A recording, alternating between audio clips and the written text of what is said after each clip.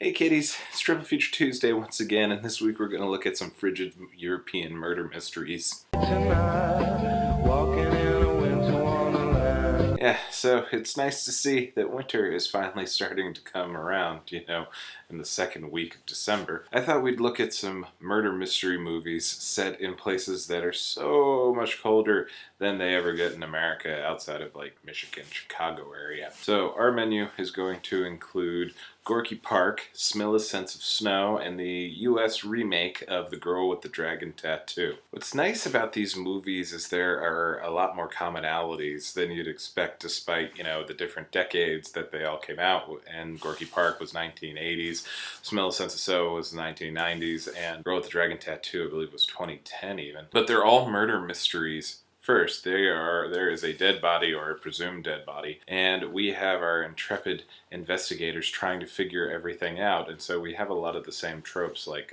flashbacks, friends that aren't friends. No real femme fatales in these movies. It's kind of nice. It's sort of like a little distinction from the American film noir days where there was always, a girl that was getting the detective into trouble. In this one, dude, that character doesn't really exist. There are some very attractive women in this, and they all have their agendas, as always. But, they're not really out to get our main guy. And also, all of these are based on pre-existing novels by European writers, so it's all kind of fun. And it also, you get like a nice little travelogue because these are all filmed outside of the United States. Some of them are even actually filmed in the places that they're supposed to be. Gorky Park was set in 1980s Russia, so oddly enough, they couldn't make a movie there.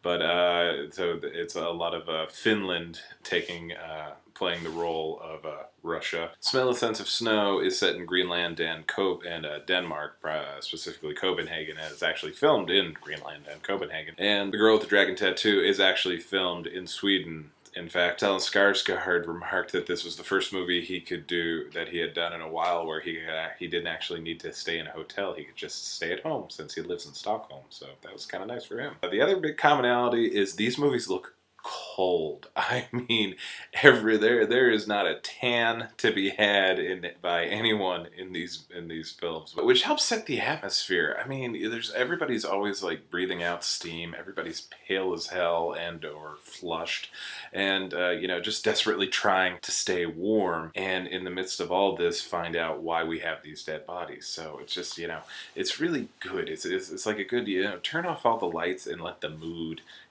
freeze you to death. It's like, wearing a coat and everything in here. So Gorky Park is a 1980s murder mystery set in Russia, focusing on Russians with the exception of the two American characters that are in there.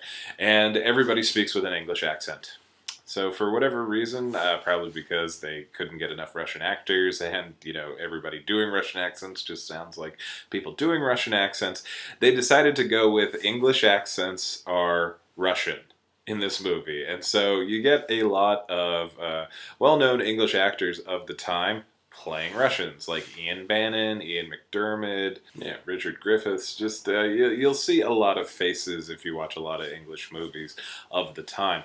And also William Hurt, who is an American actor affecting an English accent. There was actually one review of the movie that where the critic thought it was a strange choice on Hurt's part that he was doing an English accent. And it's like, that's actually just the thing that they were going for. He's supposed to be a Russian police detective, Arkady Renko. And so, of course, he's going to speak with an English accent because everybody else is speaking with an English accent. But, it is kind of weird. So Renko is charged with solving 3 murders. 3 people were buried in the snow near the titular Gorky Park, and they're all missing their faces. Their faces have been ripped clean off. Well, not ripped, as it turns out, but very methodically removed, as if by someone that knows what they're doing when it comes to removing pelts. I don't want to give too much away because it's actually a really, really good movie, but it's got all sorts of intrigue, and, we've got the murders, and we've got intrigue because, like, the murders in any good detective novel, a murder is never just, to kill the person there. There's always an ulterior motive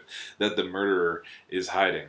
I will spoil one thing. As it turns out, it's Lee Marvin, because, I mean, guys, it was just always going to be... The minute Lee Marvin shows up in the movie, you know he's the bad guy, but you don't know why. And so you can still watch the movie and find out the why and the how, and that's really, really good. Also really, really good, just Lee Marvin is amazing in this movie. I was like think of him as like just being the tough guy in like old cowboy movies, or like The Dirty Dozen, or in Point Blank. He's just a mean guy. But he's utterly charming in this movie. This was one of the last 3 or 4 films that he made before he passed away. And he's just so smooth and calm about everything. And yet completely menacing. He has some really great exchanges with William Hurt where they know exactly who they are in relationship to each other and what they're trying to accomplish, sparring verbally in such a way that is really, really entertaining. In the middle of all of this is Brian Dennehy, because any movie in the 1980s is made that much better by adding judicious Brian Dennehy to your film. He is playing an American with an agenda all his own that sort of teams up with William Hurt's Renko to solve the mystery and take down the bad guys. Rounding out the cast is the introductory performance by Joanna Pacula, who is a Polish actress who pops up in a lot of things. Most notably for me, she was Doc Holliday's girl in Tombstone, Kate. She's just really, really delightful in Tombstone, and really nice here. She's like really plays a pretty good young Russian woman that's desperately trying to get out of everything and, maybe make some bad choices. But I've said too much. The only thing else I can tell you is that it looks really good. It looks really, really cold.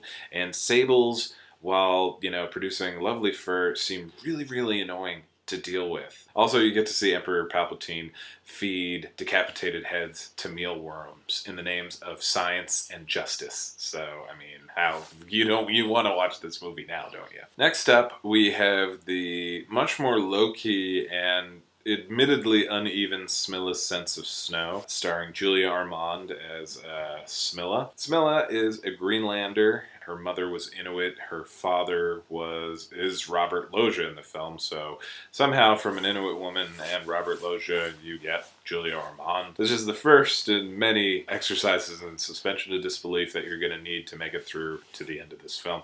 Which is a shame, because 2/3 to 3/4 of the film is just a really taut murder mystery. One of the great commonalities between all three of these movies is that the main characters are not detectives by nature, but they see something that the other characters don't see, and they can't let that fact go until they expose the truth of it. I will acknowledge William Hurt's character, Renko in Gorky Park, is a police detective, but when you watch the film, he's not like the rest of the police detectives who are really just looking to solve a thing in the easiest possible way and not earn the ire of the KGB. Renko will pursue truth above all things, and this is a common thread with Smilla, and then in The Girl with the Dragon Tattoo, Bloomquist and Elizabeth Salander.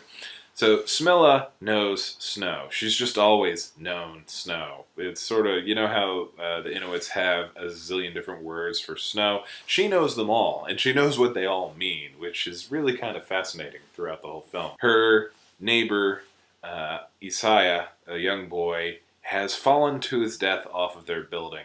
And when she looks at the tracks he left on the top of the roof, while everybody else is just seeing a kid that played too close to the edge, she sees a boy that was running for his life and then ran off of a roof.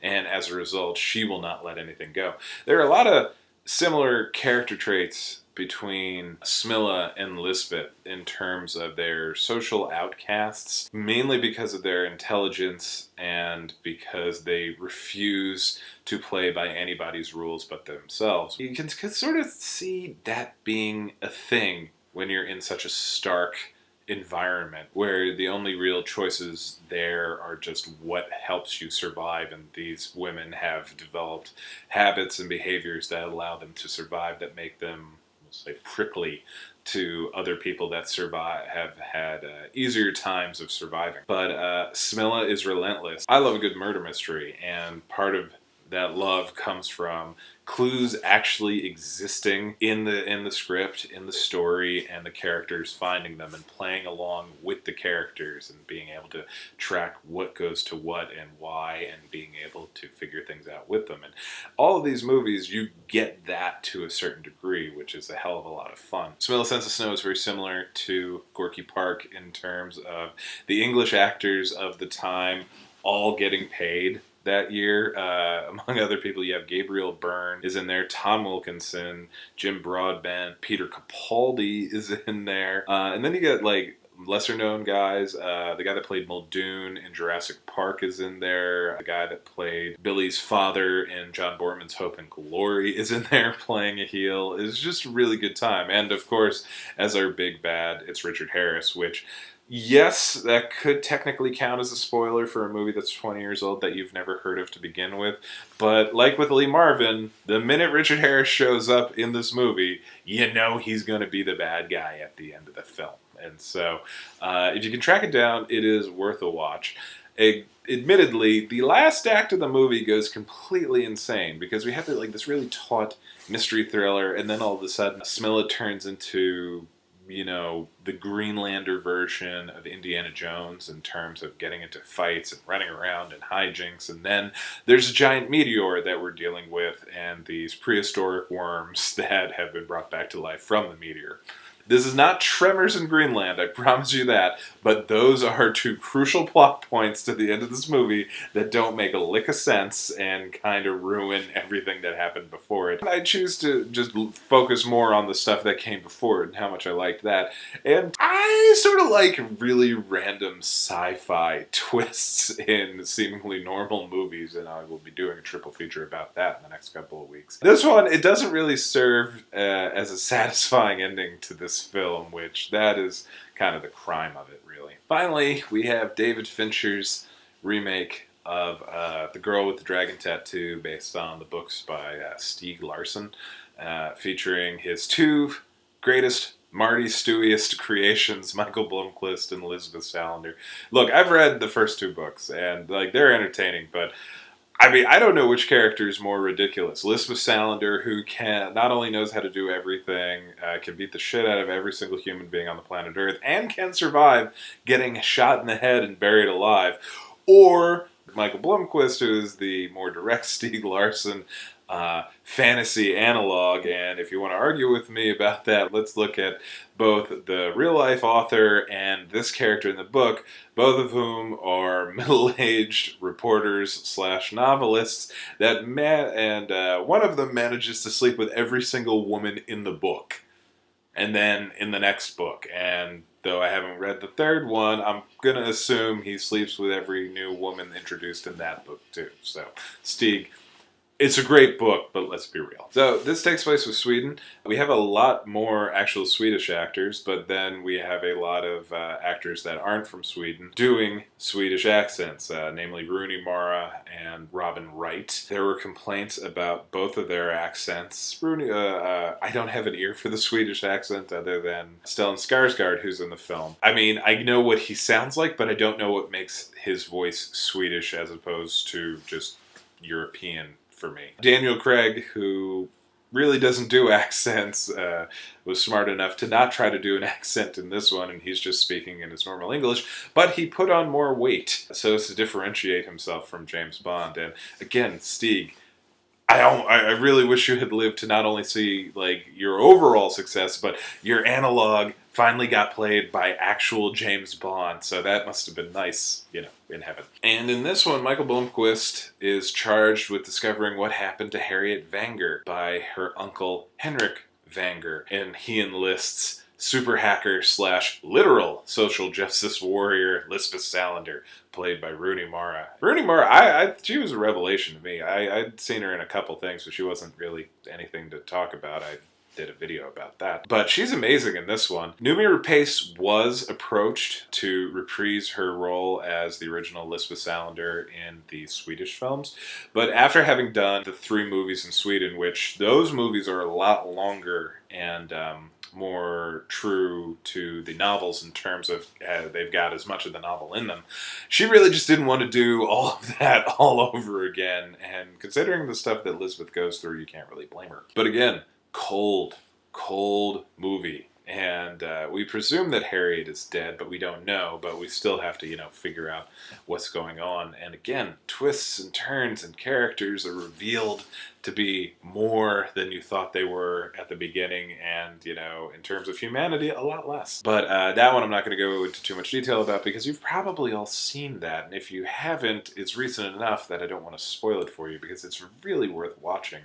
Because David Fincher is just an incredible director. It is such a stark, bleak-looking film, and it deals with subject matter that is really, really terrible, but perfectly suited to Fincher's clinical look at things. And, it's fun to watch it and remind yourself that it's not in black and white. This is a full-color movie, but it is, the whites are so white and everything is stark in contrast to it.